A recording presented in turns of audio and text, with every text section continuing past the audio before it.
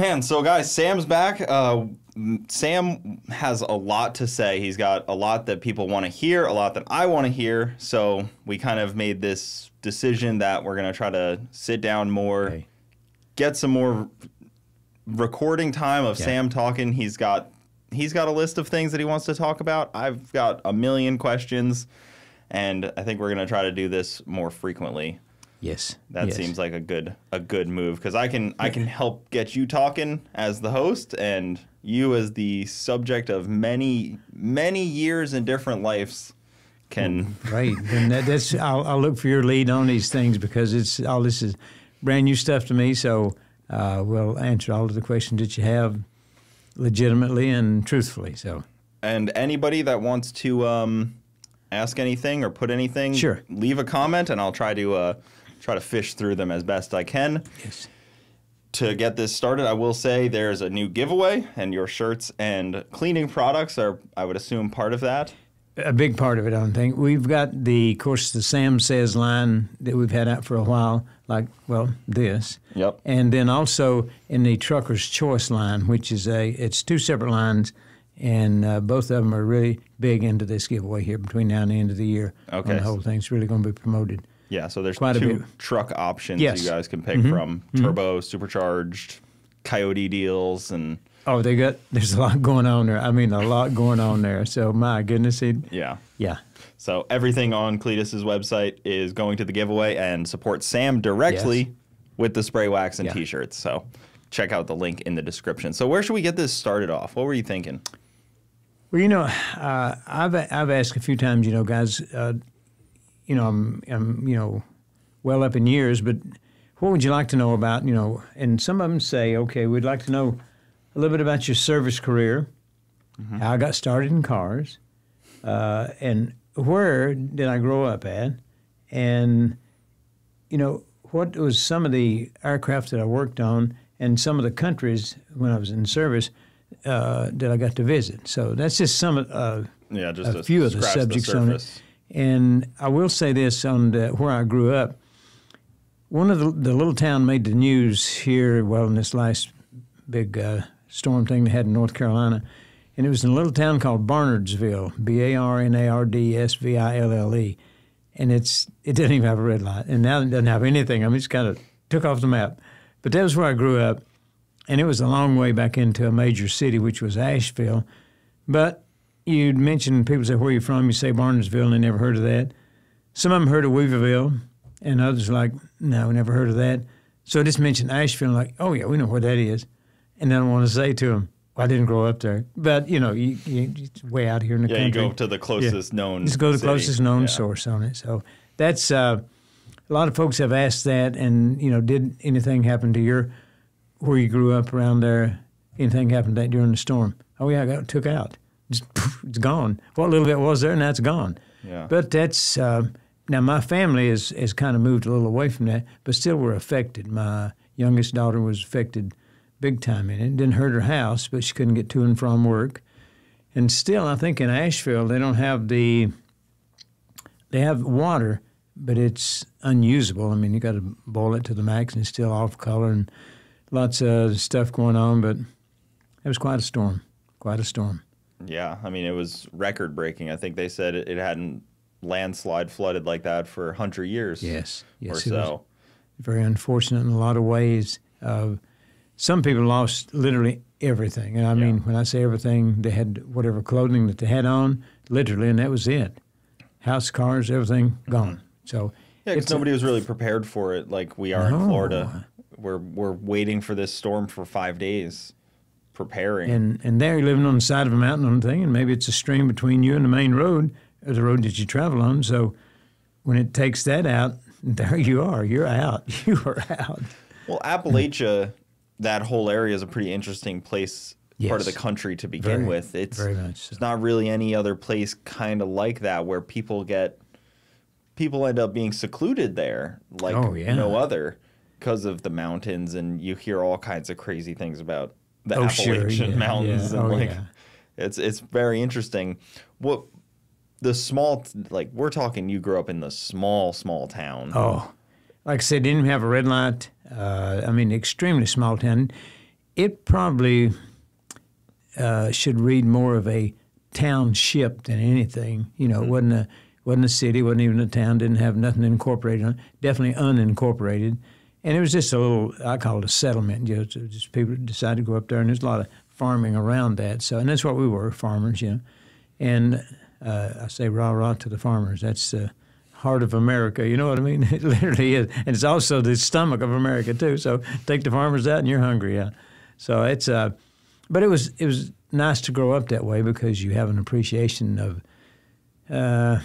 I'd say you have a good appreciation of the tough stuff, you know. Not saying I'm tough, don't get me wrong, but it's pretty tough the way we grew up. And we thought, me and my sisters thought that that's where everybody lived. We got out in society and said, hey, there's something different out here, something better out here. But it's, you know, life on the farm is pretty tough, I think it is. Yeah. Well, the amount of people now that can grow their own food, yes, even in any similar, I don't know exactly what kind of like farm you guys had, but to grow your own food and to grow food for others it's a noble thing, but it's also insanely difficult, and even more difficult probably now than ever. Well, you know, there's no, when people say about farming, they have the wrong vision of it, but you know, there's no time off in farming. And the one thing you don't want to say on a farm when you're growing up is, we're bored, there's nothing to do. My dad could give you 25 items and a heartbeat on things, so he said, oh, we ain't saying that again. Because there is something always to do. I mean, whether you're milking, whether you're plowing, whether you're planting, harvesting, whatever.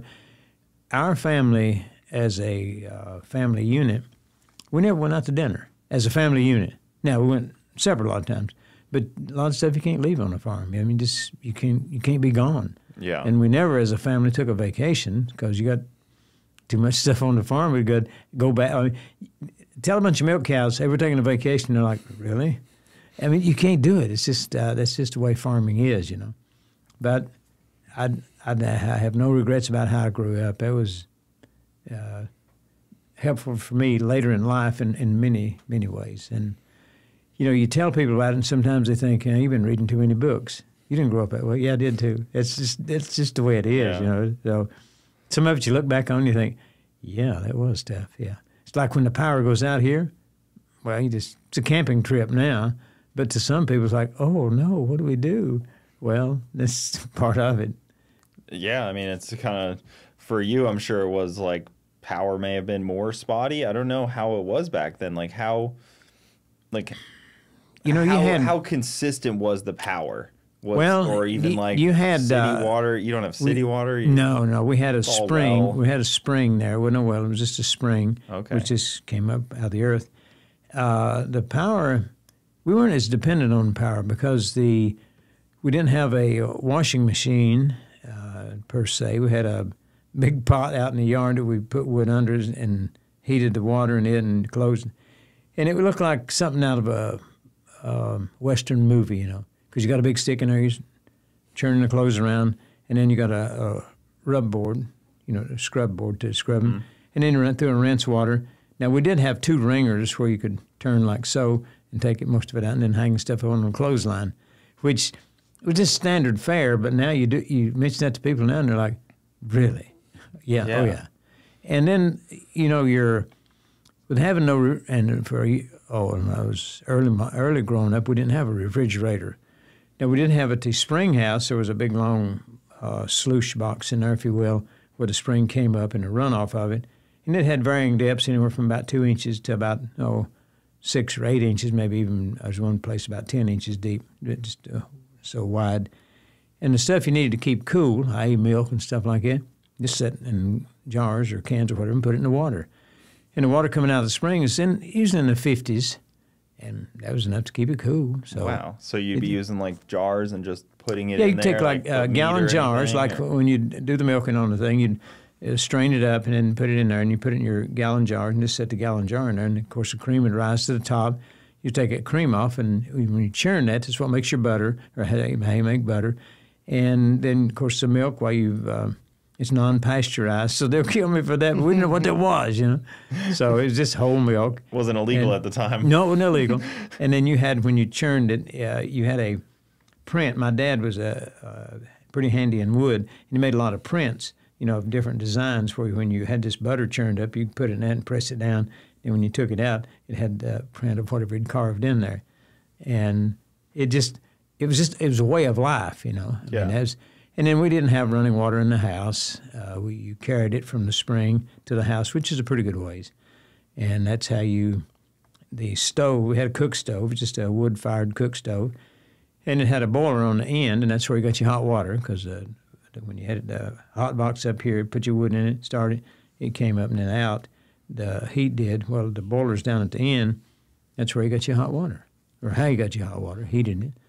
It was just what a way to grow up. Yeah, I mean, it's unbelievable to think, from I grew up, I was born in 94, like, yeah, I didn't see this stuff at all. Like, I didn't even see like remnants of it, like I would imagine somebody born in like my dad, like, in the 60s -ish, earlier than that. But like, he probably saw some of the tail end of that stuff getting like thrown away, or like, oh yeah, we don't use the thing anymore. No, yeah. But I didn't even see any of that. It's unbelievable to me. And I think about how much we've lost. Oh my. If we need to get back to that for some reason. Yes. It's just the amount of people that would be so lost, and the things that are just gone to history is crazy. And the stuff that you had to make for yourself, I mean, it wasn't, if you had the money, you could probably went and bought it. But if you don't have the money, well, you got to make do with whatever you have. So on the farm, everybody had, something for milk. There'd be a cow, something to work your crops on plowing. There'd be horses or mules. And you had barns for storage of your hay and your tobacco and stuff like that. But it was just, everybody lived the same way. So it was like, okay, this is the way it is, I guess. Yeah. And then when you grow up and get out into the cities and like, man, we got running water, we got this, got that. But it makes you a little soft. No offense to anybody. No offense to anybody. It's just the way things are. I don't think anybody would take offense to that. And, when you say, you look at some of the conveniences we have and you say, okay, how did we get that? How did we get that? What's it, how do, most people say, where does electricity come from? Well, let's say out of the wall. Well, no, there's more to it than that. But where does water come from? Out of the faucet, turn the handle.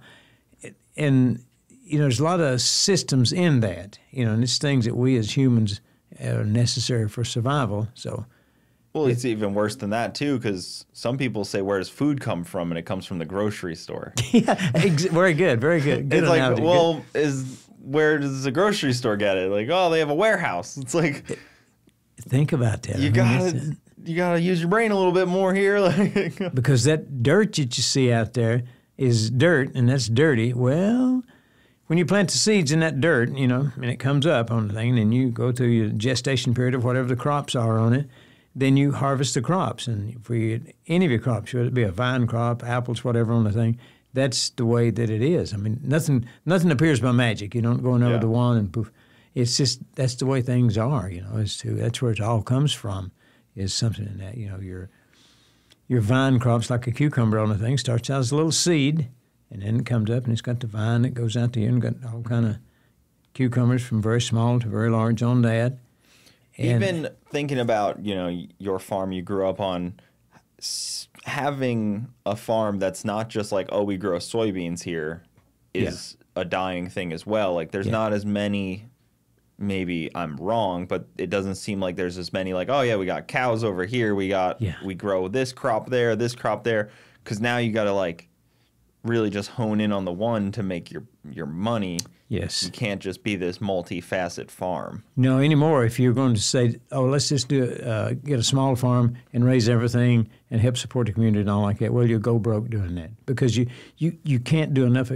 First off, you can't own enough land, I mean, if you're just a common person, to do that because you need several acres for some crops and then you need some for, say, your apples or whatever like that. They need a lot of distance between those on it and then help in getting this stuff done. It's a big deal, and of course a lot of the machinery we have now aids in that. Yeah, it does, but some of these machines you go by, they don't give them away. I mean, they're a high dollar, and you can't say, well, I won't use those machines. I'll revert back to horses or mules. Well, you can, but bear in mind you're going at the speed of the horses or the speed of the mules, and your speed too. So that's that's where you get to. It's, well, we'll hire more of them people. Well, you got this money you have to deal with, you know. So it's a hard circle. It's a hard circle out there. But if you're just doing it for, say, your family, yeah, you can do that. You can do that because you can, as you raise enough of a crop to where you can have it, enjoy it when it's fresh, and then you can a lot and have it through the winter months or the months you're not going to grow anything, and have it till the next spring and summer when you come harvest again. But it's a tough life. But yeah, I enjoyed it. You know, now you grew up like this. And I often think about how I'm going to raise my son, but then you didn't raise your children on a similar type of deal, right? No, because I took them out when they were very young. I took them to see because my parents still lived on the farm. I took them out to see the farm, and they were fascinated by it, you know, and like, okay, what is that? Well, it's a corn stalk. Or what is that? It's a tomato vine. You know, what is this? And they look at those things and they think, wow. And then you go into a grocery store and say, I saw one just like that at your parents' house, a tomato. So that's where it comes from. But they didn't get to see or live on the farm and go through that, much like me and my sisters did. And so many people in America, they haven't had that opportunity to do that. And you tell them about it, and they're like, oh, come on. Well, where does it come from? I mean, where does it come from? And we have here in America probably some of the best and richest farmland in the world, as evidenced by the yield that we have on crops per acre. It's quite amazing. And the yield that we have, say, especially on wheat, oh my, it's quite a thing. A lot of people are going to say, well, it's artificial stuff we're putting in the ground. I understand. But still, some of the tomato crops that we raise, goodness sakes. You take one tomato plant, and especially if it's a vine type where it's got a trellis you put it on, that thing has just got tons of tomatoes on it, you know, just from one plant. Then you got, say, 100 of those. Well, if you plant them all at one time, they all got to be harvested at one time, too. So it's we'd say, well, when those tomatoes going to ripen? And all of a sudden you got there one day and they're like, they're all ripe. Now what do we do? Yeah, so, the whole thing. I know you see, like, in Florida, it's like, you know, the watermelon trucks or the orange trucks, and it's thousands and thousands of them carting by, and they had to harvest them all within 5 days. You don't have 2 months to pick them all at your leisure. Exactly, because if you don't get them in the time that in their gestation period time when they're ready for picking, then it's a ruined crop, and it's like, oh, that didn't fail. We just didn't have the people to do it, you know. Yeah, I was just talking to a buddy who's a large scale farmer, and he was worried because the hurricane was supposed to hit up in Indy right before they were going to, get their corn. Yeah. And it was going to dump all this rain on them and make it all wet and basically ruin his whole crop for the year because he had a small window, and he has got and it sounded tough. He was talking about the neighbors, how basically everybody's in the red this year, losing money on these farms, and he basically said the whole farming industry is losing money, but it takes us a long time to see it as he's got such a good point there, because it's something we want to hold on to as a way of life in America. But when the farmers say that we're losing money, most people say, but look at the machines you got and look at this and this. Well, dig a little deeper into that. Some of those people go from year to year, and they're happy if they just break even. And could you do it on your job? Just, I'd say to people, can you do it on your job just breaking even? Well, no. Well, I don't have that. Well, wait a minute. Think about that. Farming is tough because there's so much you've got to do to get it up to where you're, okay, now we're ready for market. And that's what the people see is, okay, they got thousands of bushels of wheat. Yeah. Yes, they do. What went into that to produce that? What's your dollar gain per bushel of that? And sometimes it's a break even or even a losing proposition. Because bear in mind that when everybody's planting at the same time, so it's all coming in at the same time, or close to, within a couple of 3 weeks, well, you're going to saturate the market with that. Well, what happens when you do that? The supply and demand thing? Yeah. Well, bushel of mine's this, or bushel of mine's that. A little bit cheaper, and pretty soon, you can't do that. And then you see the farmer leave with a big check, and you think, yeah, look at that. Well, by the time he pays all the bills for that, check's gone. And I'm not trying to tell you something about farming, but I know that in ours, we raised tobacco and corn and beans and tomatoes, for extra. And that was to supplement money we had at home, and you could take on overage of your crop. You could take it into the market in town. They had a big market where you could take it to and sell it there. But it was just to help you survive, if you will. And then your tobacco crop that was your winter money, if you will, because after you cut your tobacco at the end of the season, in the growing season, and then put it in your barn until it cured out. And then when you sold that in the market, that's usually in like November, December, January, somewhere in there. Well, that's your winter money. And people say, oh, they got a big check.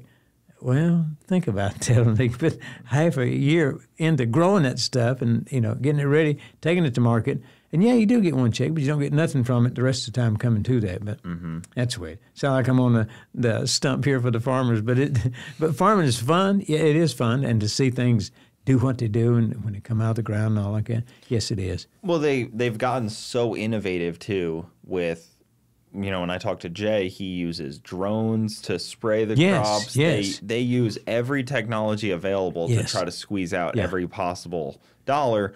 But the other flip side is some of it's price controlled. So it cost him $8 a bushel to raise some corn, for instance. I'm just making up the numbers, but the government says he can't sell for more than $5. Yes. So before he even puts a seed in the ground, he knows he's losing money that year. And he still does it. They still do it, which I can't understand how, but they still do it because they're farmers. It's kind of like here in Florida on I know one out here raises a lot of watermelons. And before he's even planted the watermelon seed to grow he's already got that crop sold, to one of the big grocery stores. Well, now you're on the line now. I mean, now you've got to produce because they want right here, we'll give you this. And if you don't produce it, oh boy, well, you're on. So when comes harvest time and you see all these trucks of watermelons or whatever, and think, well, somebody's making out. No, he's just fulfilling a contract on it. But he does okay. Don't get me wrong. I'm not saying they're dirt poor, but that's a tough deal. That's a pretty tough deal. Yeah. Yeah, it's interesting. It's sad. The plight of the farmer is not easy a lot of the time. No. It's not made any easier, and I think we're so quick to throw things away, food and stuff too, which a lot of it is because it's easy come, easy go. We don't even think about it, and that kind of hurts. Oh, yeah. You go to the grocery store and you look, and there's these big bins of everything. You think, wow, look at that. Yeah. Well, somebody's got a lot of work into that. I mean, a bunch of work into that. It's like, man, easy come, easy go. I don't know. You go over to the peach bin or apples or any of it. It's all right out there, and it's beautiful. Yeah. Imagine going in and there's just empty shelves. Pre-hurricane. Yeah. When we knew it was coming. Now go and look at some of those and like, oh, that's empty. Ooh-wee. Think about that. It's like, darn. You get a weird feeling in your body when you see an empty food shelf. It's a weird feeling. Because you go in there and you think, okay, we just got to pick up a little of this or this. And you go in there and say, well, there's none here. Mm-hmm. And if there is something there, you wind up buying something that normally you would pick over. Think, well, I'll take that. It's all there. I'll take it. Well, that's how fragile that the things are and how short, say, if things really broke out bad, they run on the grocery store and the banks and stuff like that. You think on it and think, oh, I got to get off these thoughts. It's crazy. And they are. But as long as things run along good, we're in the prime of spots in the world to live right here in the USA. Yeah. And I don't want to cast no good doom and gloom on nothing, but it afforded me, me and my sisters all said, we're not going to do farming when we grow up, when we get out of this, which at the time, because when summer came, that was work time for us. And when school started, like, okay, yeah, finally school started back. And everybody else was like, no, school started back. And we're like, yay. But when we look back now, and it was good training. But, for the career then that I had after that, you go back on things that you learned growing up through farming, through hard times, whatever, and you can apply them to your life on, which I did a lot in the service and in things connected even after service. So it was some stuff you don't have the convenience of, and you think, okay, if that's all I got, it's all I got. It's the way it is. Yeah. And you go on without it. But you'll be taken care of. You'll be taken care of. Yeah, so when did you leave the farm? Oh gosh, I was 17. Okay. And you know, you want to. I graduated early, so you know you want to. I mean, you're looking at your parents and you think, "Oh my, they'll be okay." Well, they won't. I mean, I looked at them; that was old people, you know, and like me now. But so I wanted to go out and see the world. You know, I wanted to see what in the world goes on out there. And part of it was, well, let me go to other cities or somewhere else and get a job and do some of these things. And then at that time they had the draft going on. Well, I thought, I don't want to get tangled up in that, you know. So the guy told me, he said, well, let's join the Air Force. That's the easy way to go. I said, well, okay, that's what I'll do. And I did. And there's no regrets about it. I got to spend, you know, quite a bit of time in there. It was fantastic. And the career in it and the opportunities from that, oh my, wouldn't trade for nothing, you know. It was, what were they drafting for at the time? well, they had a lot of we had the draft just for people you had to serve in the service just as a part of your, I want to call it patriotic duty, but it was kind of that. And if you had to go register when you were 18 years old, you went and registered, you know, at the registration board there. And now you were, quote, registered for the draft. Well, it was kind of like a lottery number, you know, or a lottery thing, you know. Not everybody went. But in times of, say, well, the Vietnam thing was starting to crank up, you know, Cold War in the early 60s. And you had a lot of bit of Korean conflict stuff still held over. You had the Vietnam stuff starting to, you know, get some legs under it. And, okay, we better beef up our military services a little bit, you know. So that's when they started taking people in. Okay, your draft number is X. Well, you're going into service. Now, it was just for the Army. You could join the others, you know. You could join the Marines, Air Force, whatever. But the Army would draft you right in there for a 2-year period. And you served in that, whatever that was that you were put into when you went into the service. And then then of course we don't have the draft now, but and the draft was to shore up your military, really, was what it amounted to, because they wanted to have it at a certain level in case you get attacked or in case you have to do what we try to do is to people that we've sworn to help and uphold is to help them in that. So we might have to send troops there or whatever on it. Well, you got to have troops to send there, you know, for maybe you're being a police force or whatever on it. Well, you got to have the resources to do that. If you don't have people to send, where do you get them? Yeah. Call up the draft. There they are. Okay, good. Come in here. Yeah, go to the high school. Exactly. You guys are going to be in the draft. Yeah, exactly. Okay. Get them before college. What's that mean? Now. You better go to college or something. You better do. And then some ran away. So, yeah. But anyway, that's I had my grandpa joined the police academy. Okay. You know? He was like, that seemed like the easy way not to go to Vietnam. Yeah. You know, and then my uncle ended up going to Vietnam and it was should have been a cop. It was an experience, you know. It was quite an experience, you know. You have sometimes they play to your strengths. You take a little test when you go in, you know, and say, oh, yeah, you done good on this, right? Or you're so nervous when you take the test, you might have accidentally done good on something. Oh, we're going to put you in this. And you get in there and think, I don't like this. But they were pretty good about it. I mean, the tests were pretty indicative of what you were doing or what you favored to do. And it was then you got into that field. Sometimes you had further training past your basic you had to do, and then you'd go into that specialty field, whatever you're in. So where did you end up going to basic? So 17, you decided instead well, actually, of getting drafted. I went into service and getting drafted. I was 18 then, and I thought, man, I ain't going to be in that draft thing on it. So I was probably 18 and a half or so, and I said, you know, I think I'll just join the Air Force. Well, everybody goes to Lackland, and that's down in Texas, you know. That's where their basic training is. Then after you went through the basic training of it, then they send you out to technical schools if the career path they're putting you on requires that you go to technical schools, and they're all over the USA. And then you go from that out into your duty stations, whatever, out into the real life, as they call it. And depending on the career that you go into, your tech school will be a few weeks up to sometimes even a year, you know, because they got some pretty high-tech stuff in there. I mean, you're taking some of these aircraft that we have, and you got folks like myself working on them. It's like, hey, you better be on your game. And then you got, of course, you got a pilot's life there in it, so you better be on your game because you got him right here. But they supply you with the proper training, and, you know, out of wanting to do the job proper, you do the job. And it's, I've found that in that realm of wanting to do the good job, that transfers right into your life, you know. Not that you can't get it somewhere else, which you can, but a job well done is a job well done, and a job half done is a job half done. So which you want, you know. It's just, and it's a good follow-through on it. It gives, and you can learn some pretty valuable lessons apart from having some training instructor screaming right in your ear. I mean, that's what you're trained to do. But when you get out into the real section of it, it's good life. It's good life on the thing. And I don't recruit for any of the services, but I do say that it's not as bad as what you hear. Just because you're going to service don't mean you're going to go in there and shoot somebody. It's not the way it goes. Well, look at Israel. If you're in Israel, you're going into service. You are going into the service. Yeah, mandatory. Period. It's mandatory. You're going in. Men and women. Yeah. Yes. You're going in there. So get ready. Not like you're.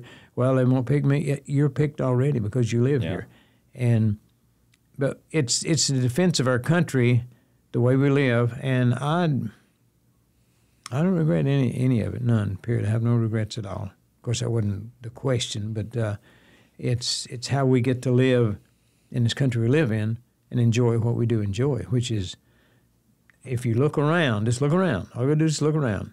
And, you know, you think, boy, them people in that country's got it bad. I mean, it's on the news. Look at it. Yeah. And you can see pictures of it, whatever, and you think, wow, that's pretty tough, you know. And you say to yourself, I don't think I could live that way. Yeah, it's tough. It's tough as nails. So some of them are way more unstable, that's for sure. There's a lot of instability. And you get to visit some of these countries and you think, wow, how these people do this. I mean, that's their life, you know. Yeah. We wake up in the morning and we think, oh my, I get to work on hot rods today. Isn't that great? Yes. And some of those people wake up and they think, we got nothing to eat. What are we going to do? Mm-hmm. Ooh. And we got choices like, man, I done went here, I went over there, tried that, tried that. I didn't like this and didn't like that. Let's go over here. They don't have that luxury. A lot of people don't have that luxury. This is all we got. That's what we're going to eat. And you're saying, is that some kind of fantasy? No, I've been to them real places, and some of them are still real today. You know, I mean, very much real. You know, when you, it's tough. So you were in technical school for about a year and a half, learning to work on anything specifically, or learning to work? Oh yeah, I wanted to. When I went in there, I wanted to work on real jet aircraft. I mean, I had that in my head. I thought, I want to work on jet aircraft. No prop stuff. I want a jet. And I wanted a jet. And I remember the recruiter telling me, he says, well, you've scored it good enough on your mechanical side over here. He says, if they need slots filled in that, you could. And he said, my suggestion is you do very good in tech school. And he said, you know, then you get to go kind of your pick of these places to go, put you in better standing to get to go to these. I said, all right. So you hustle in tech school. And when you come out, well, you get your orders before, and all you guys stand around comparing orders, you know, oh, I get to go here, get to go here. And you think, oh, that's the Taj Mahal of it, you know. And then you're looking at some of the guys had prop aircraft just working on. It's like, oh, no, not that, no. And then some of us got, you know, I know mine looked in and they said, oh, they got F-100s on that base. Oh, yes. So that was my initiation into it. Now, I worked on some of the prop stuff on it. It's not a lot of fun, I didn't think. But the jets, wow, that was where it was at. So what made the prop not fun, but the jet fun? It was, even at that time, which is in the 60s, that was old school stuff, you know. I mean, the jets is like, this is the new stuff, the good stuff. Yeah. But the props are still, we had a lot of bases, we had both, we had props and jets. And they were nowhere near as fast because you're limited by your prop speed. And you know, you want to, well, naturally, it's the thing between the props and the jets. You fly boys down there with them jets, well, you prop guys this and this, you know, you can't run fast enough, all this stuff, just the bantering back and forth. But it's, because then when you see, like on the F-100, you think, wait, what other one could I go to? Because you get indoctrinated into the jet side of it, then you can go to other bases and get trained on other aircraft, you know. And that's, but you got to hustle on the thing and let somebody, that if you're doing good, then your pilots help you a lot too. You know, hey, you should put in for transfer to whatever on the thing, or you ever think about trainers on T-38s, you ever look at 104s or 105s or all this. Yeah. Well, so it's the inventory of fighter aircraft that we have. The most recent one I worked on, or I say most recent, the last one I worked on was the F-4s. And now then, that's a dinosaur now. I mean, now we've got the F-22s and all like that. But, I mean, it's still, a lot of countries still have F-4s and still use them. And it's a great aircraft. It's not real pretty, but it's a great aircraft. And that was the last ones that I worked on. But they're quite advanced machinery. But speaking of old stuff, look at the B-52. Yeah. Made in the 50s. In the 50s, can you believe it? And it's still using today. And it looks modern. Oh, yeah. That thing, it looks like it came out last week. I mean, today, and that thing is on duty 24/7, flying around all day. And what they did with those is unreal. Oh, my. Yeah. That is quite the story those things are. And, you know, we get to read a lot about them, and you think in the 50s and early 60s they made those, and they, wow, what technology even then? And then your Blackbird was made in the same era, and the U-2s, of course. And you think, wow, how do people know that? I mean, just a bunch of dumb old people. How'd they know all that? Well, that's the way it is. You know? The U-2s were always kind of goofy to me because they can't really land and take off like on their own. They need the help of it. You got to have people out here on the outriggers, out here on the edge, you know? And it's got these little outrigger gears set way out there. So when they come in, you got, I mean, that thing is, the landing gear is like this, you know? Yeah. And the thing is, it's sit there and teeter-totter around you, and it's kind of like a glider anyway. So, but you can't have it when it comes in. I got everybody cleared out of the way, you know. And the U-2 must be coming in, and that thing's like, it's quite an aircraft. But anytime they would land, you know that they were doing something. Oh. They were off on something. You guys been off on something, I think, because yeah. some of the cameras they had on those were. My. And, you know, it had a thing, and it's common knowledge now. When they get up to a certain altitude, whatever the altitude was that they were going to look down on stuff, they had that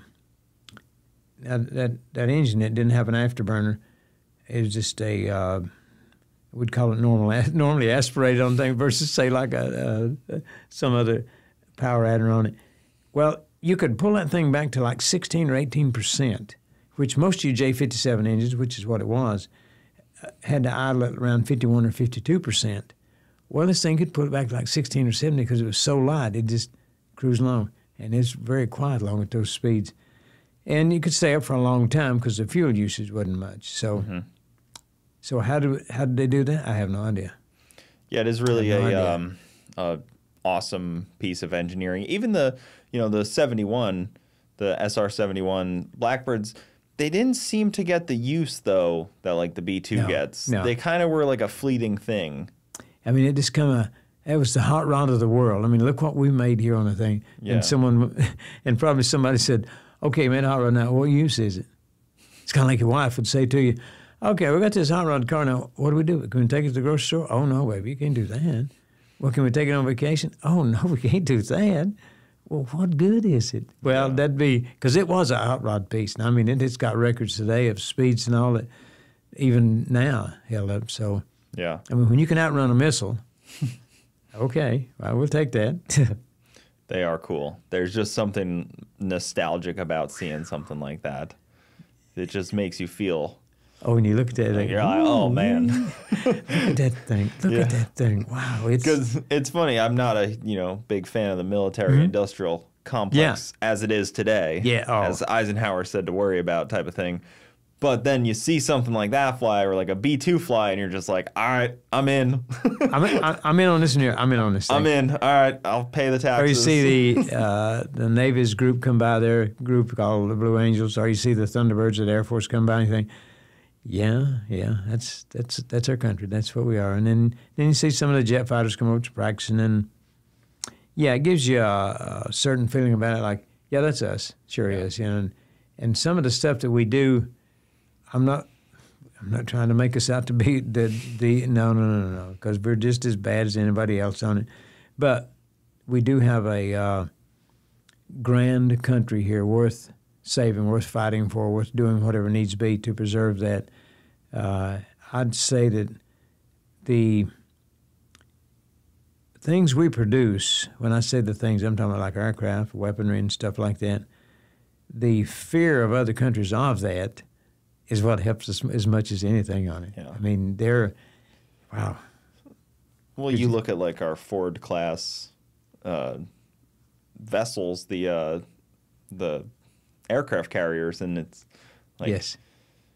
those have the same firepower as most countries on Yes. one boat, On just like yeah. one ship. And even the other day I was reading, it's like, oh, we're sending our third to the Middle East. I'm like, third? 3 of them? Wow, what are we doing here? I mean, and that thing there's got, sometimes as much as 5,000 or 6,000 people on board, okay? Yeah. Now then, and that's you've got a whole army on board of people. Now you've got aircraft on there to support. Now you've got, I mean, think about it. That thing is a floating city because it's got to have the fuel to fuel your aircraft on it. You've got to have all the food for all them people. And it's just a functioning city out there floating around. And then you got to be on guard, for weather all the time because I guess, a bad storm could knock it out of the water or turn it over or whatever on it. But to tell you but if you ever get a chance to look at one of those vessels like that they have them open, just to go through it and look, you think, wow, look at this. And when people say, well, steel won't float, I beg your pardon, it will. I mean, look at it, that thing's that's all metal, and the draft on them. Oh, I remember talking to some of the Navy guys on the thing, and they were teasing about, okay, we live 30 or 40 feet underwater, and they do, because that's where they, sleeping quarters down there, and they're 30 or 40 feet deep, decks up here, and you're down here sleeping. That's the draft of that thing. It's a big deal. Yeah, they don't look like they should float when you see them either. No. They're so V-shaped that you're like, that doesn't even make sense. So at the time, because you're in an interesting spot where the space race is also huge, and you're working on what, I don't know if you know at the time, but how adjacent, I guess, like working on like a jet is to maybe like, oh, is there aspirations to like maybe try to get on board with what NASA's got going on?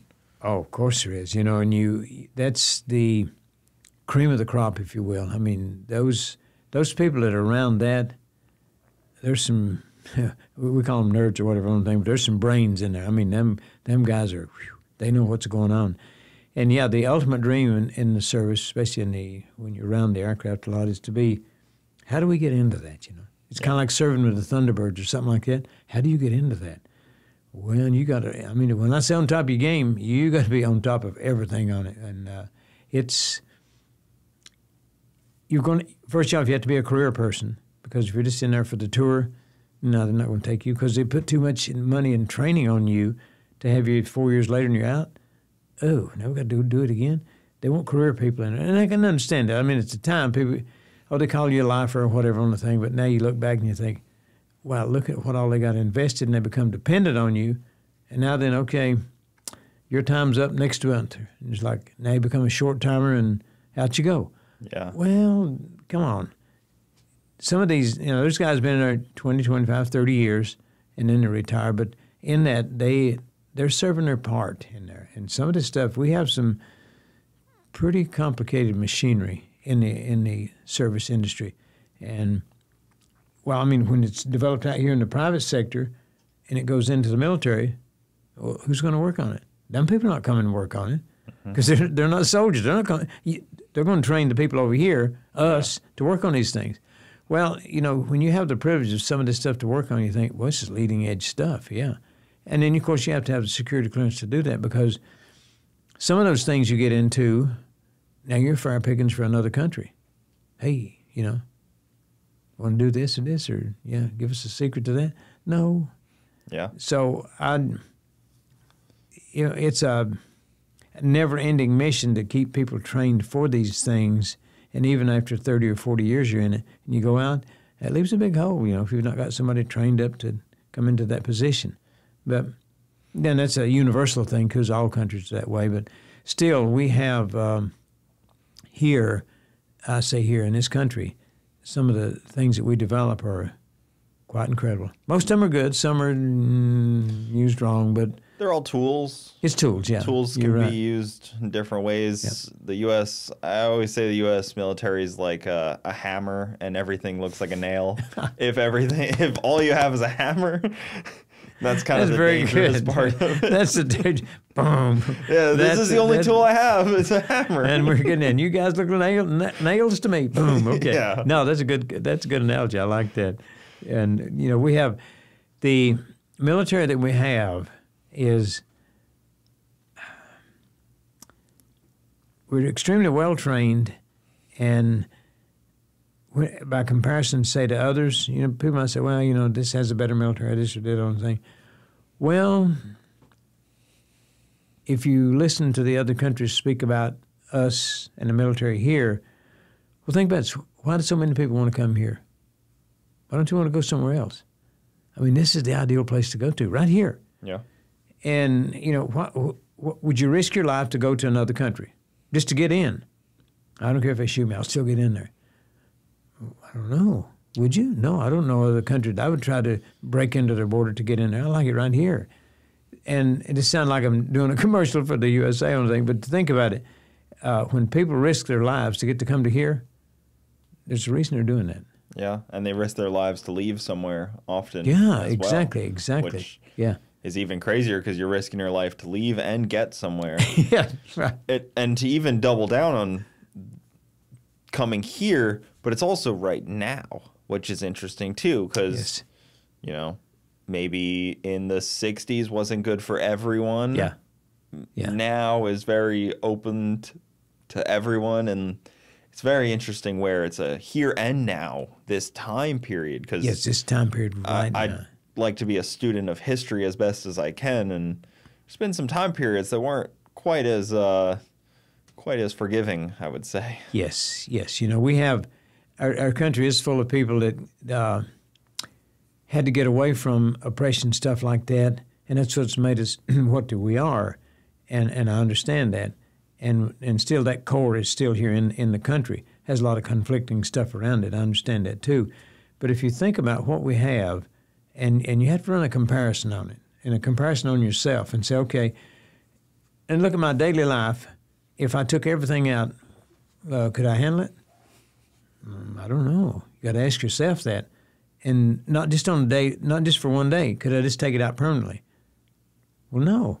Well, okay, that's why we fight for what we fight for. Mm-hmm. It's like if everything's going to be taken away from you, and I'm giving you 24-hour notice on the thing, so everything's going to be taken away from you. Cars, house, boats, airplanes, whatever on the thing. And your grocery stores, and then what? They're all being shut down. Wow. What would you do? Because you get to think if you're, let me think about this. And that's what a lot of people around the world, and I've been to a lot of these countries on it, that's the thought they wake up with. What do we do today? You're going to give your whole day that day just to make enough money to buy something at a local store or whatever on the thing to feed your family for that day. And tomorrow, you're starting off with an empty cupboard once again. Our cupboards we go to, oh, no, I don't know what to fix today, this or this or this. Or maybe we'll just go out to eat. Go in the refrigerator and like, oh, my, Well, I'm not picking on America because I love it. Absolutely, I'd give my life for it in a heartbeat. But we've got to be just a little more appreciative of what we have, which is, we got it all, boys. When I say we got it all, we got it all. And think about it. Some of the stuff that we have, the privileges we have, oh, my, let's go racing. Let's go here. Let's go there. Let's go take a vacation. And you can do that. It's like, and by the way, let's stop at the restaurant and get something to eat. And you got the money to do that. Oh my! I know it's endless. It's endless because I grew up with my grandpa who lived through the Depression. Okay. And it wasn't endless for him, and he lived his life showing that he grew up like that. Like he was very frugal, and he didn't really have like a lot of things. Now everybody has so many things. Yes. There's so much consumerism of just like junk. Yeah. And I'm guilty of it too. I mean, this whole room is just filled with junk. That's just like, I don't need most of it. I mean, to think about it, we think back on these things, and my parents went through the Depression, and money was not around because the money went to the war effort, and the aftermath of World War One, and then it was just when I say depression, it was depressing. Oh, big time. I didn't go through it, but they did. And you had ration cards and stuff. You didn't have, and you could trade your ration cards for this. You had them for sugar, you had them for coffee, you had them for this, even had them for shoes and that sort of thing. Well, then it was advantageous to be in the country because a lot of stuff you could make of your own that you didn't have. But being in the city was pretty tough. And, you had rations for cigarettes, you had all of that. And a lot of people in the country just switched stuff around. Well, my parents had bees on their farm. Well, you got extra ration for raising of bees because some of that honey went to the military when it was, a lot of the honey went to the military for stuff that they had. Oh, wow. And there was, when you look back on those, and like I say, you're a history buff, but you look back in that Depression era and some of the things that they done to survive. And people were tough. I mean, they were tough, because you didn't have nothing. I mean, you had nothing on the thing. It really brought people probably together in ways that we are so distant now. Yeah. Like completely. Neighborhoods actually had to know each other to survive. Now, I mean, you had communities.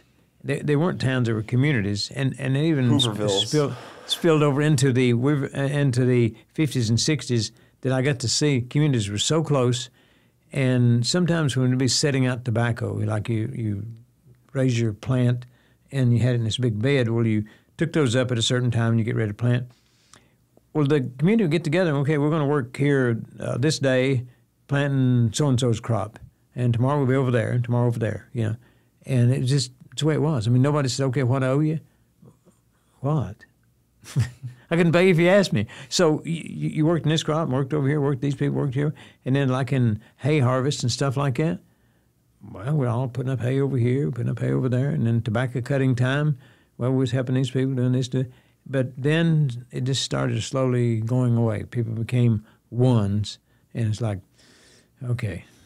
Well, you look like the Amish kind of still live like that. Yes. They all help each other out. Yeah. There's videos of them like moving barns, and there's like 40 of them, 50 of them all moving a barn, and it's like, wow. And good luck getting 50 people together to help you with something. I don't know where you'd fist find fight that. breaks out or something. But those guys are, I mean, they have the work ethic. I mean, they know what to do. It's kind of like that. They're good at what they do. I mean, they're very good at what they do. It's you watch them and think, man, they put up that whole barn, they put up this and this on the thing, or moved this or done that. It's like, dang, how'd they do that? Well, it's still that community of, and then we look at them people and we think, man, they're so backward. But are they? You think about it, are they? Yeah. I don't know. Kind of just pre-industrial revolution living out there. Exactly. That's good. That's a good way to look at it. So do you think that the farm helped you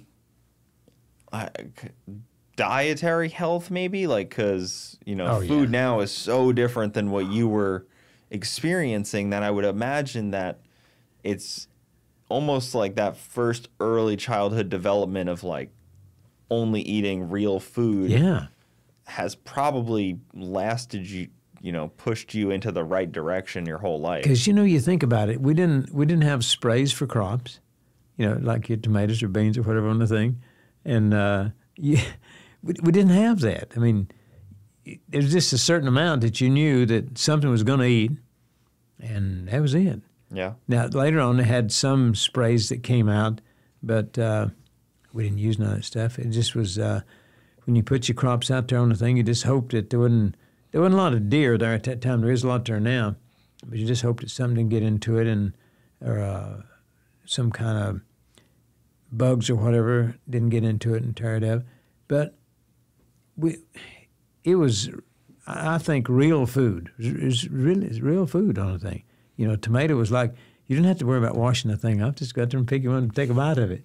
It's like, there it is, Or beans, you just pick them, string them, cook them, and there you go. It's, okay. And making your bread, well, we grew wheat, and there was a little town of Marshall, which got wiped out down there. But at that time, they had a mill down there, and MILL, and we would take wheat down there that we raised, and they'd grind it and make flour out of it. And that was our flower. It's like, Yeah. okay. I mean, it's just one of the things we've done, and it's like, okay, I guess everybody does it, but they don't or didn't. And you could do cornmeal the same way, and then you had your regular flour, but it was... Was it water powered? Or No, this year was water powered. It was down in Marshall, and they had a wheel run off at the river there. Yeah. It was the water power, yeah. That's interesting. Yeah, because funny enough, by me they always had old windmills. Yeah. It was all wind powered because they didn't have really running water on Long Island. They didn't have like rivers all over. Yeah. But they could put up a windmill and do the same kind of concept of grind up wheat. Exactly, you know, and I remember my first time going there, and I thought, what'd they do here? Well, all that wheat that we harvested and took it down, and there it was, and it's poured in this big thing, it's ground up, and all of a sudden you had this, what is that? It's flour. Oh, okay.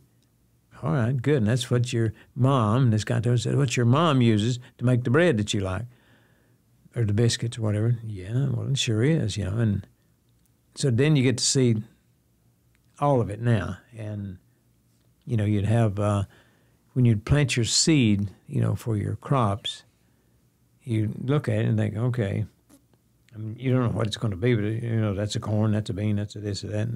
And you put that into the earth, and then here it starts coming up, you know, and it's a lesson within itself to get to see those things. And you think, okay, you take this little seed, look at that thing, drop it in there.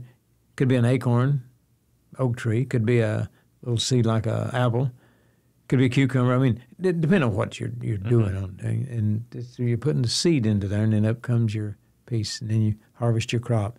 It's I don't know if it's people talking about magic. Well, it ain't magic, but I mean, you get to see the whole process right there. And yes, some of the people asking they live in the true inner city of things about crops, and they're like, what? I mean, they never get to see that, you know? No, like a weed? Yeah, you might see a weed going down the back alley somewhere and think, what's that? It's a weed. Yeah, like Can you eat that? that? No, you can't eat that thing, but it's a weed, yeah.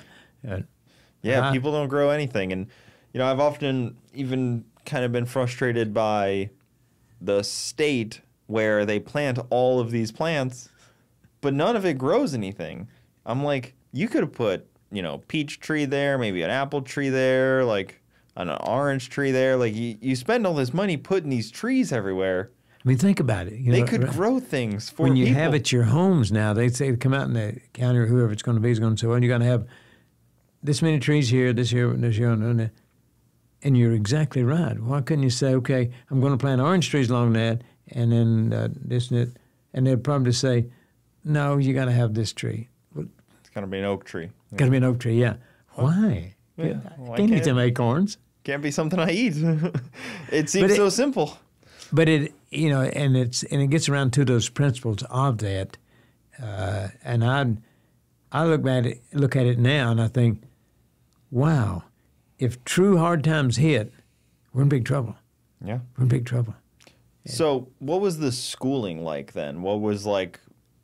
Oh, kindergarten through well, eighth grade. Of course, didn't have a kindergarten, but the first school I went to had all grades 1 through 12 in one building, and that was where you had first grade, second round up through 12, you know, and then they built a big school that took in many different communities, and it was a quote high school, and that was 9 through 12, and they came from all over. I mean, many of the communities around there, and all went into that. So now then just had the elementary school. Now, what is that? Well, that's 1 through 8 here, and then 9 through 12 you get to go to the, quote, high school after the big boys. Then you had your 1A, 2A, 3A, 4, like that. It incorporated a lot more people into it, and all of a sudden you had people that weren't farmers that's in school now. It's like, oh, so you guys just grew up in the city. Yeah, and you farmers. And then you get the separation, yeah. Oh, we got city boys, got farmers. Yeah. The big city. Oh, the big city, yeah. And now then we're out there and they got these, quote, these farmers out there. That's us, okay, from this one area of town or one area of the area around there. And it's like, oh, and then you tell your parents, them city people ain't got no clue. And they're like, yeah. You know, when you go to school, you know, and they were like, they wouldn't get their hands dirty with that farming stuff, you know. And I remember, oh my, it's kind of a funny thing. At the time, it was pretty disheartening. this one girl, and it's the only romantic thing I'll mention on it. Oh, she was so pretty. And I thought, I'll just get up the nerve and ask her for a date, which I did. Now, she set me straight right quick. She said, Sammy, I don't date farmers. And I thought, oh. Yeah, she said, Sammy, I don't date farmers. Messed up. Oh, crushed, boom. Yeah. She could have stabbed me with a rusty knife when hers bad. But that's, but we were farmers, So the school was about half farmers and city boys? Oh, or yeah. was it like a small group of farmers? There's less farmers than there were city people on the thing because, and we were the disadvantaged lot, if you will. And oh, you got scorned a lot, yes, big time. But that's okay. They probably learned a lot from us, although they maybe not thought of it that way. But we learned some stuff from them too. We certainly did. And they had, but you could pick one of them out. I mean, the way they wore their clothing, their jackets, or whatever on the thing. There was no like, oh, what if that one's a farmer? Oh, no. You can pick it out way down here somewhere. But it was fun. It was a lot of fun. At the time, it wasn't. But I'd ask my parents about that, and I'd say, why are them people that way? And my dad'd say, don't worry about it, son. Don't worry about it. You worried about that stuff, and don't need to worry about it. Okay. What were you guys what kind of curriculum were you doing in school at the time? Because sure, it's changed quite a bit. Well, at the time, you could. We had the 4-H stuff, Yep. But in that, you could pick up a lot of different things. Like we had cattle judging at one of them on the thing.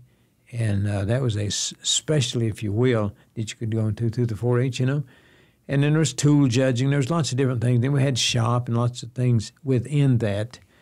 And, you could, then there came some OJT through that on the job training. But I liked the cattle judging stuff. You got stuff, and then you had in the cattle judging, and then you get into cattle dehorning and all like that. So it was...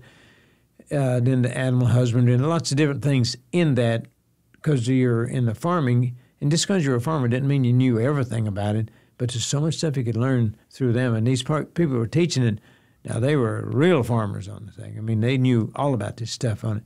But some of the stuff that we got to do in there was like we'd go out to real farms, and say if this one farm had a bunch of cattle he wanted dehorned, the whole class went to there, and that's what we were doing. Like, okay. And then class was the labor. Oh yeah, the class was the labor. Bring them all over here. Yeah. And then lots of other stuff we'd done too. But it was very, very meaningful. Very, very. I enjoyed all that. And we had. You could raise much like they're doing now. You could have an animal that you're going to raise in for the, depending on what you were going at it for. Some of them were you would raise it to sell, and some you'd go right on into state, if you will, with whatever you'd raise. Could be cattle, could be whatever on the thing. But then someone would come along and buy it, and you think, oh, that thing's like one of the family. Wonder what they're going to do with it. Yeah. You got to be prepared, right? You got to be prepared for it because when they come to buy those, they're not going to have them a pet around the house. So that's the way it is. I mean, you fatten that thing up, and you hand rubbed it down, you fed it this and that, and you think, oh, there it goes. Yeah, so I guess for a lot of people listening, they might not know what 4-H is. It's the program where you get to raise livestock. Yes. And you sell them once they're fully raised, and you have to get judged, and you get your grade on how well you raised and grew your animal. Yes. And you can have a flock of chickens, you can have a flock of turkeys, you can have pigs, you can have, whatever you wanted to raise on it. And a lot of us chose, some kind of and I chose, cattle. And boys, you want to win the blue ribbon, and it's, you take extra special care of them on the thing. And then when they sell, you're like, oh boy, I can't bear to watch it no more, and off it goes, and you've curry combed that thing down, you've done this and this on the thing, and you've treated it like it was royalty. Well, and to you that it was, because you've taken such care of it, and and then you sell it, and you go, that's a real good price for that thing. And a lot of them would come in, and they'd offer you, and you'd get pretty good money at the time for it, on it. But once it's gone, it's gone. Like, yeah. Oh boy. There goes now some would keep it, and they keep it on their own farms on the thing, but that wasn't the point. The point was as your project of what you had for that Why, it was to sell that. When it came time, was to sell it. And that's how you were judged. It's okay. Yours was third place, second, third, whatever on it. And there was some, a lot went into that. I mean, I wish we had more of it in our schools and stuff now that got people out into that. And even some of them, if they had the period, say for a gestation period of a crop, to have it to, okay, this group over here is going to grow tomatoes. And this group's going to grow cucumbers. And to have it to, okay, what goes into that? Well, have you a couple acres set aside, and there, this you guys' ground right here. Just get it ready. Yeah. Plant the seed. Then when we're going to watch it, we're going to take care of it, keep the weeds out of it. And when it comes to harvest time, then do whatever. But to have it where you could do that whole thing in your school year, that would be quite enlightening, I would think. But I don't know if he'll ever get that far as to do that again. But that's what the 4-H thing was. It got right into the middle of that. Yeah. And still around too. Still a a functioning program. It's not as big, but right, it's not as big. But we even had hammer judging. I mean, a lot of different judging stuff that you had through that, you know. Yeah. And it taught you awareness of a lot of things. I think was things that you think was okay. That's obvious. Well, not so much till you get into it, and then it's like, okay, now see what's going on here. So what would be in your entertainment then, growing up? Oh, good question. I appreciate you asking that. A lot of people raised chickens around there, and it was a big deal. Now, this one guy, he raised chickens for a long time, but he said, I'm getting out of that mess. And he said, I'm going to make a skating rink. And he took his chicken house, and it was just a single story on the thing, and he put in this floor in it and made a skating rink out of it, roller skating. And it wasn't good stuff that he put down. It had all this and then he said, okay, over the summer, and when everybody's out and stuff, and a lot of people come into it, I'm going to put down a hardwood floor, which he did. It was a tongue and groove hardwood oak floor he put down and had it sanded, and it was really, really nice. And then they had, of course, all of the boys wanted to get out there and go as fast as you could, and of course they had referees or whatever, whistle guys we called them. And you get to going too fast, and sometimes they'd put you in the corner, so to speak. That was our entertainment. That was the Saturday night entertainment. Was like, you going to skating rink? Yeah, we're going skating. That was a big deal, you know. And then you had skating teams, and you could get pretty high up in that stuff, you know. He was probably happy to be out of chickens. Oh, he was happy to be out of that stuff, you know, because that was how you got or how I got my money on thing was like. I know I was 11 years old, and I asked my dad for some money, and he says, well, I'll tell you what I'll do. He said, I'm going to introduce you to Earl Clevenger. And he said, and I thought, okay. So he took me over to Earl Clevenger's place, and bear in mind, I'm 11 years old. And he said, Earl, this boy needs a job. And he said, well, I can't pay him to a check. He said, I'll just have to pay him under the table. And my dad said, okay, you can do that. And so what's he going to be doing? So what's he going to be one of my chicken catchers? Okay, well, like I say, everybody, or not everybody, a lot of people raise chickens. They'd have 5, and if they had a 2-story house, they'd have 10,000 chickens in one house, you know. Well, them chickens had never seen, them chickens, you want them in daylight all the time because that's what they do is eat. Just eat all the time, you know, and you grow them real fast, you know. At the time, it took 17 weeks to grow a chicken from egg to market.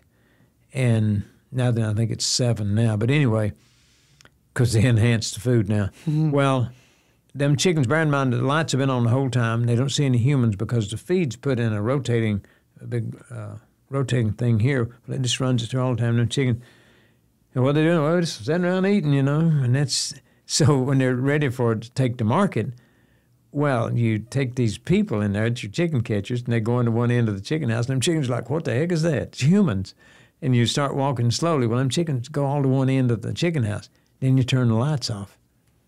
Them chickens are panicked. They just sit down.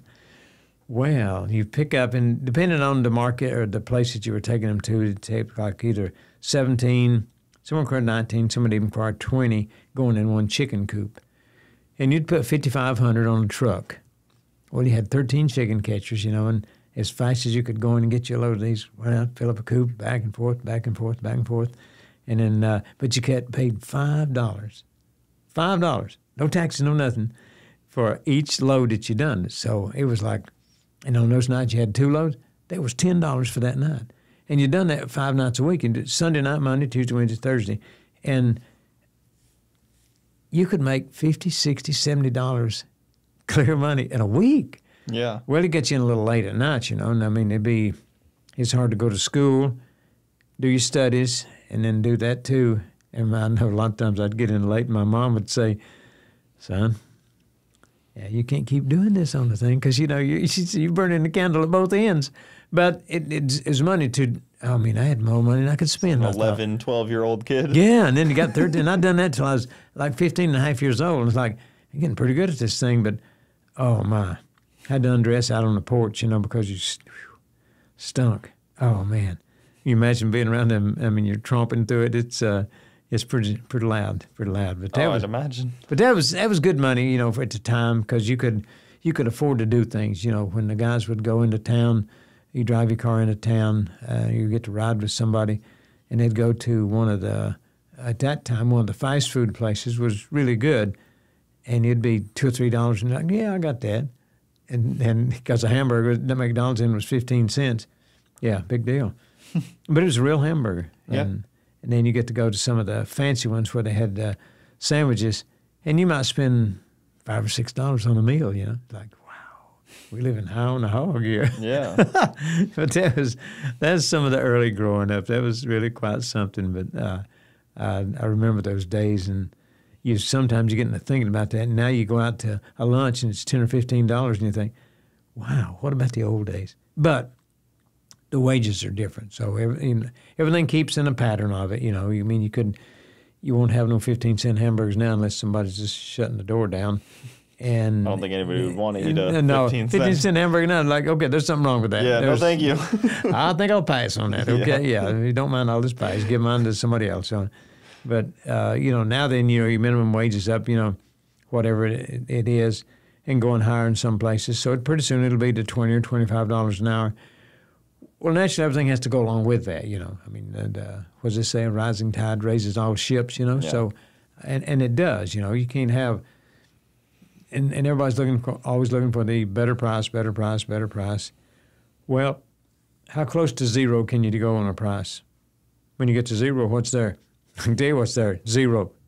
So when you say you got to do a better price, so do you really? How you going to survive? So you got to be within reason. You got to be in the market, so to speak, on it.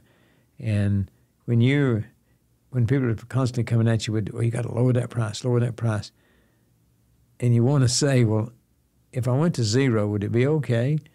Or maybe I put a $5 bill in this package and give it to you. But that's just the nature of the person that's in us, and they hit us with a bill and you think, oh, can you do any better? I don't know if I could have done any better. I've done to start with, but no, you know where I'm coming from on it. So well, we even lost like the barter system in a way as well. Like you were touching on a little bit on the farm, like yeah. Oh, I do this, you do that, like exactly.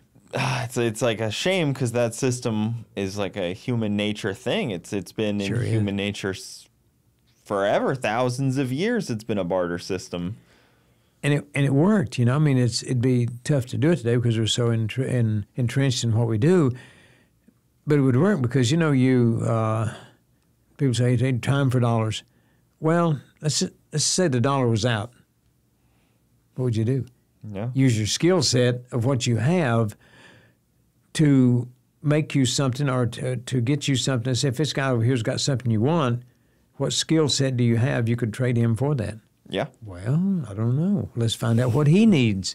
Let me see if he needs me, or I know I need him, but let me see if he needs me. And you trade it that way. And now there's some countries that still do that big time. That's the bartering system that they have. Well, it's interesting too, if to do that thought experiment and, okay, what would you be able to trade? And then you're like, oh shit, what skills do I actually, you know what I mean? What do I have? What skill do I have besides just like physical labor? The oldest skill of all time. There you go. There you go. A warm body. There you go. There you go. Well said. Well said. Because you sit down and you quiz yourself and you say, okay, he may not need the skills I've got. Okay, well, maybe he could just use some labor around the house cleaning stuff up. Yeah, well, you could trim that tree over there and do this or the other thing, and I'll give you this bucket of this or whatever. And that's the way it goes, you know. I remember in the summer sometimes we would trade out things. I'd help people cut their tobacco. Well, they'd trade stuff back with us for different things. And it was just, I never saw money exchange hands. It was just labor exchanging, you know. And stuff would work out. You didn't get down to where, okay, I worked 5 more hours and you only worked 4 hours and 55 minutes. No, that people got along better. Yeah, there's a trust. There was a trust factor in there, you know, and a completion of the task, if you will. You know, and when you helped out, this guy set out his acre of tobacco, you set out your acre of tobacco, we knew what it was, you know, and everybody gathered up and went over there. And if you're fortunate enough to have a vehicle to drive over there, you didn't say, okay, if you're going to ride with me, you're going to have to pay some gas. No, it didn't. It's just not the way it was. Speaking of gas, I remember the first date I went on, I got some gas, and it was 19.9, you know, 19 and 9 tenths, 19 cents and 9 tenths of a gallon for a gallon of gas. Wow. But at that time, you know, you got 5 gallons. That's $1. Yeah. It's like, wow, got 5. Good leaded gasoline. Yeah, leaded gasoline on the thing. And it's just, oh, my. Yeah, I remember those days. Yeah, like, 19 cents. Wow. And then they'd have, and then you get back up, it would price suggestion, you'd be back in 23, 25. And then sometimes you'd get to a place and it'd be like 30 cents a gallon. Like, 30 cents a gallon. Wow, what are we going to do? And then they'd have a price war between some of the stations. Oh, now it's down to 23. Yeah. But they don't do that anymore. Now it's just like, okay, that's $3, that's $3, that's $3. Okay, they're all $3. Just well pull in here, you know. So 19 cents. That was probably as cheap as it really got. Yeah, it was the cheapest I remember. It was like 19 and 9 tenths on the thing, and it was a place called the Economy Oil Company, and it was like, wow, you could go in there and get $1. I'll take $1 worth of gas out there, and he'd see where you were. Sometimes he'd come out and pump it. A lot of times, if they knew you, they'd let you pump your own. And now there's pump your own thing's a big deal now. But sometimes you had an attendant come out there, and you give him money, he'd come up to your door. Yeah, what do you need? Give me a couple of dollars at regular. Or in that case, you could buy high test, you know, which is kind of like 87 or 93, you know. A couple of dollars worth of that high test. Oh, okay. So you pay him, and he go pump it in on the thing, and off you go. Oh my! Check on that hood for you. No, it's okay. Yeah, and then I mean, it's crazy to think, and then you just saw it keep rising from there and endlessly. Oh, it just got think, wow, where's it going to end? And then if you had a 100, 150, or 200 horsepower car, you think, wow, this thing is, let's take off and fly. And now then, oh my, you had one of them now, I think, dang, get that thing out of the way. Yeah. And well, even like you see, you know, old Ferraris and Lamborghinis, and they're just so slow. like 70s, 80s stuff is just so slow. Even like the top of the 70s, 80s are just. Yeah, we're trying to meet the emission standard on thing, and you look down in there and, so what's the thing got? Well, it's got 150 horse. Across the board, like Novas and stuff were just slow.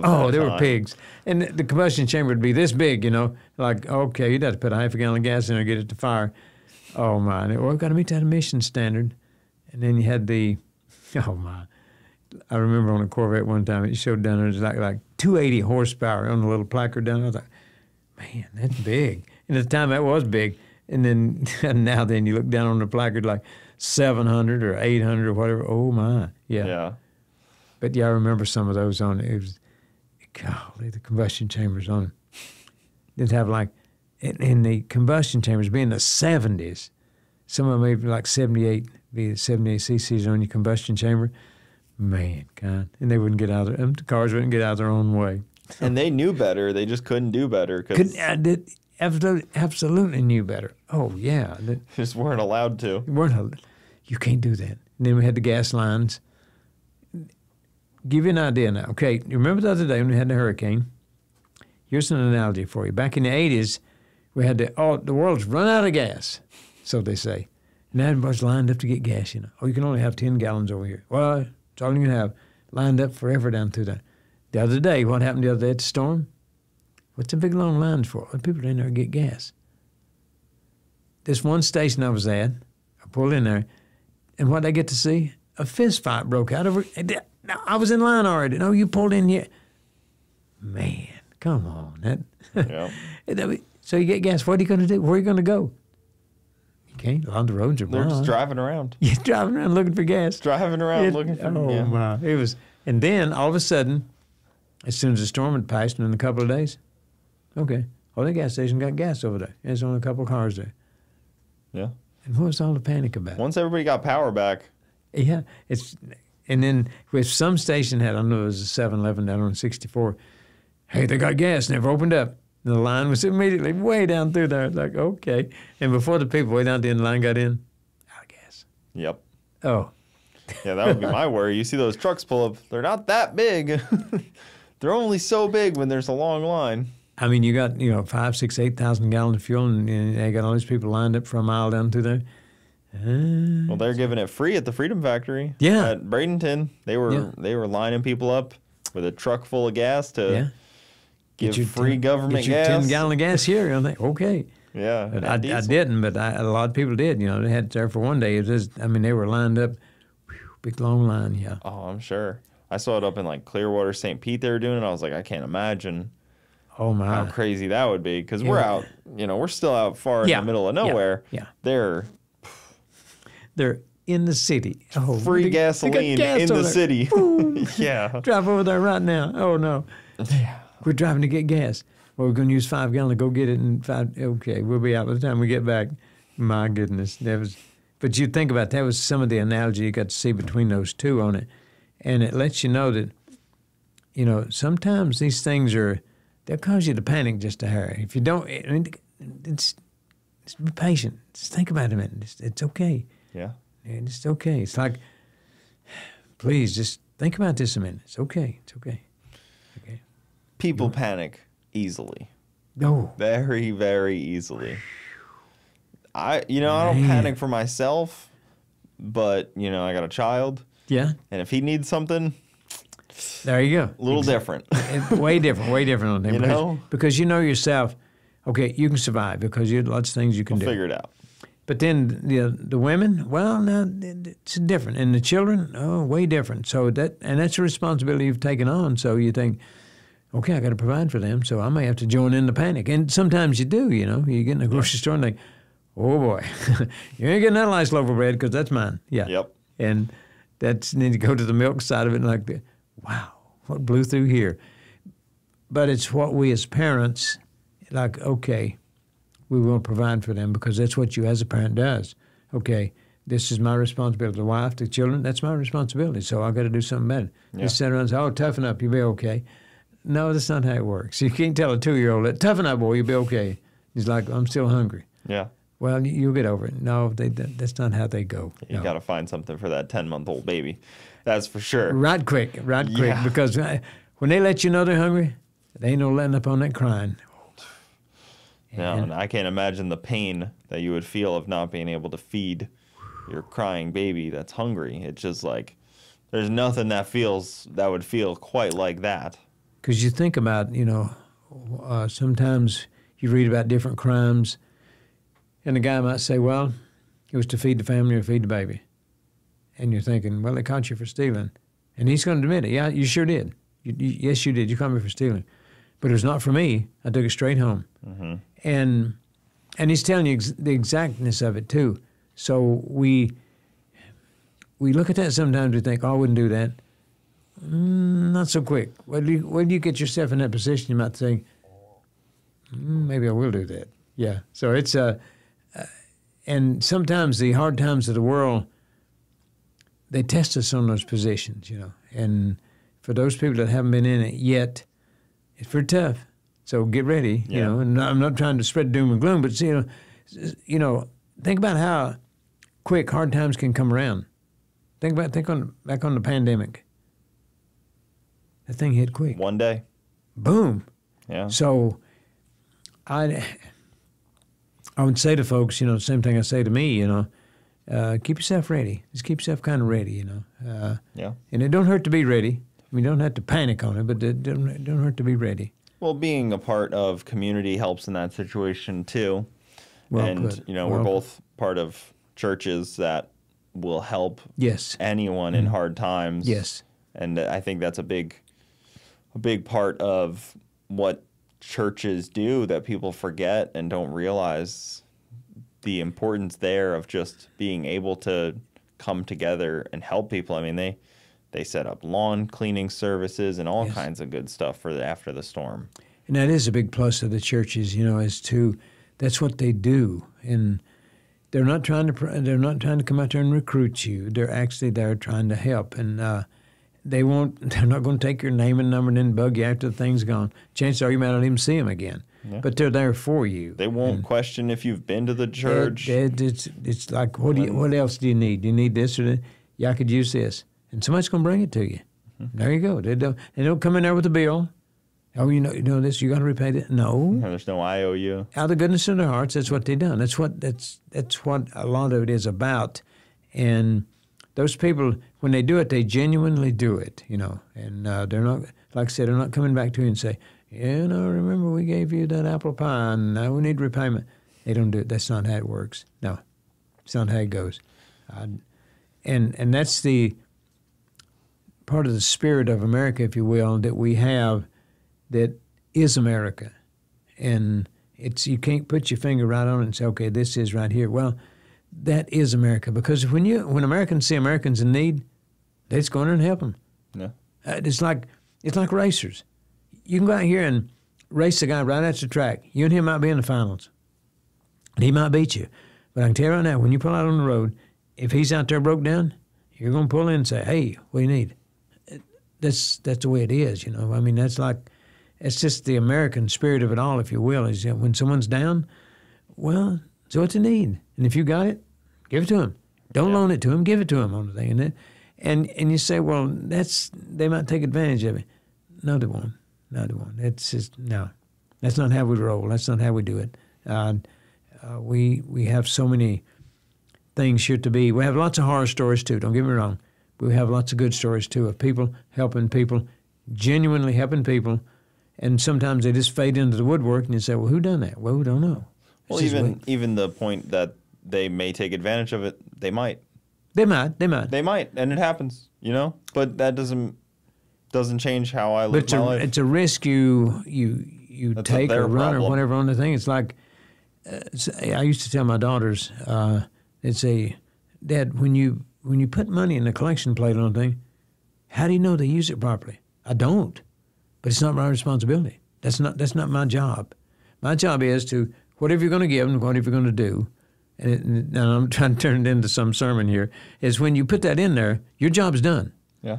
Now then, whoever's responsible to take care of that, now the onus is on them. And if they do it incorrectly, okay, they don't have to answer to him. I do. So you do your part, and it's out of your hands, like, okay, you do your job on the thing. And that's what I told my girls is, okay, if you've done what you're to do, don't worry anymore about it. It's the next person's on the thing. It's whoever's in charge of that. And then if he just picking it up and putting it over here, okay, now his is done. And it's whoever actually gets to do whatever it is to do with it, well, they're charged with that responsibility, period. Yeah. And it's like we as Americans are charged, I think, with the responsibility to help each other. That's just the way I believe, and it's easy to be selfish. And it's easy to have our, quote, our own stuff. And I understand that. I really do. But you've got to understand, too, that I can promise you that when we leave here, you don't get to take none of that stuff with you. Yeah, that is the weird part about it all. Yeah, you just like, all that stuff he gathered up, where is it? It's still here. Yeah. Yeah, but it's like one time, golly, you hear these funeral home jokes sometimes, and you hear them say, well, how much did he leave? All of it. Oh, okay. Right. I like Stevie Fast. He has a philosophy that whoever dies with the most tools, they win. Right. Exactly. So I got a whole Snap-on box full of stuff on it. Yeah, I got all the tools, every tool in the world. Because, it's kind of a joke to that. I got a tool for that. I got one for that. Okay, I got one. Oh, wait a minute, I got two for that. And that's good. We have, but I think that we as Americans that's a duty we're charged with. It's okay. If your fellow man, your fellow racer, whomever is saying, needs something, well, doggone it, help him out, give it to him on the thing. So, and if he decides to use you, okay, that's on him, not on you. You've done your part. And who knows, sometime you may have to go to him and he might help you out. So, and that's what we do, you know. I mean, money's not everything. I mean, it's a vehicle, it's a tool, I understand that. But sometimes it gets around to just me helping you and you helping me type thing on it. And money's not there, you know. It's why sometimes you hear people say, oh, what I owe you for that? It downgrades it if we get money involved, so just don't do it, you know. And it does, you know. It takes away sometimes if you get it in there. And greed is a very scary thing to watch. Ooh. It freaks me out a lot, seeing like true greed and gluttony of money, where people have an uncontrollable lust for it, you could say. That is well put, Gabriel, because you get out into society, if you will, and it's easy to see those things because they're given to us as an example, and you think, man, that guy or that gal or that whomever on the organization, they're all about the money. And it's just M-O-N-E-Y, M-O-N-E-Y. And they'll constantly bring it up. Well, you can't get no money for that. Well, money isn't everything. I mean, it's a vehicle. Yeah, we've got to have it to move around. I understand that. But it don't run the whole show, you know. And, you know, I tell people when I taught school, tell people, don't chase money. Because money's smart. It knows when you're chasing it. And it's elusive. It'll hide from you. But don't chase it. Do whatever you love to do. And if it's something that you're passionate about doing and you really love to do it, do it. The money comes as a result of. Then the money comes around like, okay, we're here. Yeah, I see you over there. So if you do something that you really, truly love, and I would tell my students that when the recruiters come through, they're going to mention figures about, you know, if you come to work for us, you could make this or this. And if you're not careful, after they mention them figures, you'll go deaf. You can't hear nothing else. And at the end of it, say, what do you think? And you still got that figure in your head, and you think, yeah, okay, I'll come to work for you. And then after you get there, you think, boy, this wasn't all it's cracked up to be. Oh, my. So if you take it to yourself and say, okay, I don't think I'd like it if they paid me big money, but I'd really like to do this. Well, I guarantee you that whatever you're liking to do, and if you do it with a true passion about it, somebody's going to see it. They're going to say, I could use some of that. Yeah. And I'm willing to pay for it. And another person said, where'd you get that? Really? Well, I'm willing to pay for that. And that's how the thing goes. You know, too many people take a job for, quote, the money only. But that money is smart. It's elusive. It knows when you're chasing it. So if you quit chasing it, like, okay, do something you thoroughly, thoroughly love. Like, it's like me and hot rodding. You know, as to get to do that, goodness sakes, that's what a privilege. What a privilege just to get up and say, okay, what do I get to do today? Be around that stuff. It's like great. I go over and watch the test and tune. People say, you just here to watch? Yeah. I just want to come and watch it, you know, and see all the activity goes on with it. It's we did the same thing last night. I was just there watching too. Think about it. I mean, just to get to watch it, see the goings on of it, and you get to see the many sides of people. You know, some of them get really wound up on it, and some of them are like, okay, whatever. But you get to see all of that, and to me, that's my. And you mentioned about entertainment. That is some of my weekly entertainment. Yeah. It's to get to be with the group, and then when we have test and tune or whatever, or we get to do the Thursday night test and tune. That's great. That's my dinner. Go over there. Yeah. I'll do 200 cars. Get to go watch them. Man. I love that on the thing, but you get to see the. You walk the pits and you see that guy's like stressed and struggling. That guy's having the best night of his life.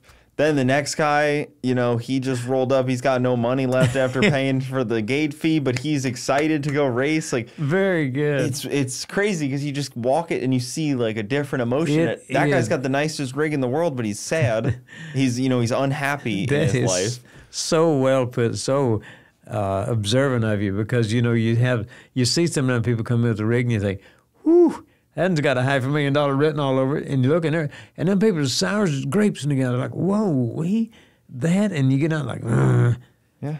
Wait a minute. And then you have some guy pull up in a single axle on the thing, and the trailer about to fall apart, and he's happy. He's glad to be there, you know. Yeah. Like, say, he just barrely got into the gate, and the thing, okay, we can't even get nothing to drink, so drink water or whatever. And, still in his work outfit, like, didn't even get home from work yet, just and right he's to the track. Happy to be there, you know. He gets to run the car, and he's probably worked on that thing all week, and here's it test and tune, and So he breaks something. He says, okay, that's the way it is. He loads up and goes home.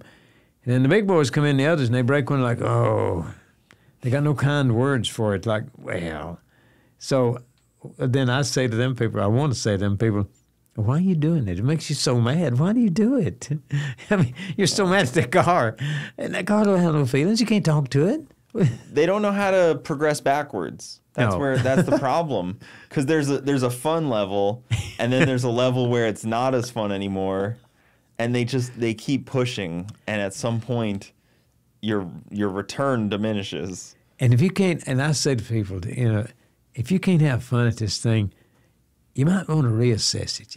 It's like, maybe you should be, maybe you should just be cutting grass for a living or something like thing. But if you can't have, there's learning periods in it. Don't get me wrong; it's not all fun and games, but you got to be able to have a good time in it because you're not taking your daily over there doing this. Okay, I mean this is a separate car, and if you're taking your daily doing it, well, that's kind of risky. But if you've got something and you've had enough money to build you a car, and you're over there doing that, that's privilege. Yeah. To me, that is a privilege because look at all these people have in the county, and on a test and tune night, you got 200 there with cars.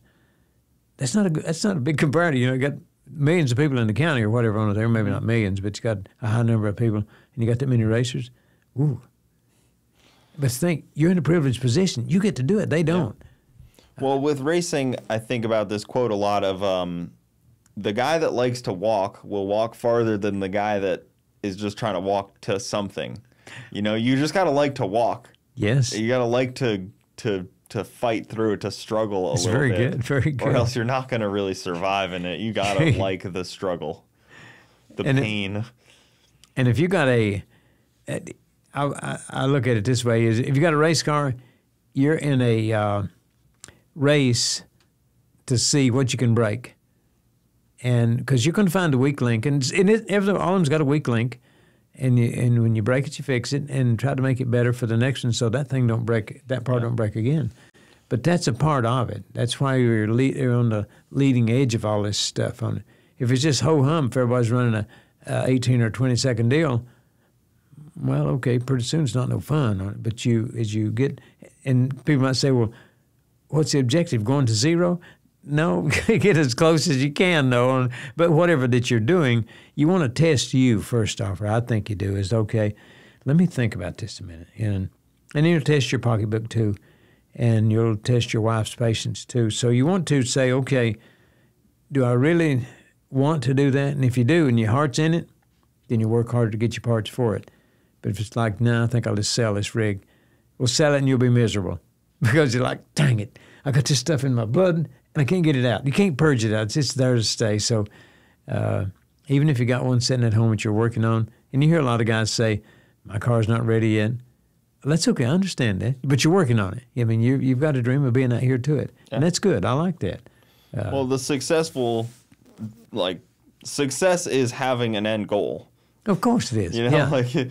The successful man is the one who knows where he's going, at least. Even if he's not there yet, he knows a direction, because the amount of people that have no direction at all is pretty high. Oh, they're floundering around. Mm-hmm.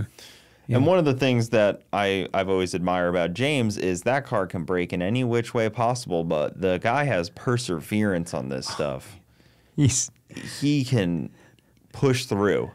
I mean to tell you, if you wanted an example of race cars and dedication and stick-to-itiveness, if you will, mm-hmm. do an analogy on James. Because I can tell you right now, that guy he is on it. I mean, and this is not it's not a PR session for James, but I can tell you right now, I get to be close to him, and that guy is on it. I mean, he does not take no for an answer, and when the car deals him a certain set of cards, he says, okay, fine, and he just goes on about his business and things. I can fix that. It's like, you got me this time, I'm getting you back. Yeah, I'll get you next. Just bear in mind, you got me this one here. Yes, you did, but I will get you. You won this hand. Just bear in mind, I said I was down, but I didn't say I was out. I'm coming back for you, and he does. I mean, he's quite an incredible individual, I think. And you begin with the end in mind, and if you don't have an end in mind, then there's no need of beginning, because what's the need? Yeah. If you're just getting out there and just, why? I mean, what are you doing out here? But you begin with the end in mind, and then you set it to where you can just about reach it, but you're just close to it on things. And that's what you want. You got to strive, because if you don't ask of yourself, then you get to throwing rocks at people. So you got to be able to ask of yourself and demand of yourself, and then run yourself through a little performance review and say, okay, did you really give everything? I mean, did you really give yourself into that project? And, well, no. Okay, well, then it's probably one of the reasons for failure. But if you really put yourself into it, you'll have an outcome. And the car might have broke, it might have everything. But if you really put yourself into it, now you know why it did. And you know, okay, I remember buying an inferior part, and I'm thinking at the time, I don't know if that thing's going to hold up. Well, now it came true. So now you can work that extra hour, that extra whatever on the thing to buy that part that will stand up to the punishment you're going to put to it. But the thing of it is, I like about it is, if you don't ask enough of yourself, it ain't worth the journey. It ain't worth it on the thing, because, you know, the end is great. It really is. But the journey is so cool. Oh, my. Whew. And the things we get to do along the way, oh, my. It makes the whole thing worth it. It really does make it all worth it. Absolutely. You got to be prepared for that. I mean, why do we go to a race? Because there's people, usually it's people we know we're racing on the thing. There's, why do we go? Well, you've got to answer that yourself and say, why am I going? Well, I love to do it. Okay, good. As far as we need to go. If you're willing to do the sacrifices to whatever it is, you're still up keeping your family, your house, and all like that on the thing, and you're saying, okay, I'm willing to go out here, skin my knuckles up, do without sleep or whatever on the thing to do this. Okay, good. Go for it.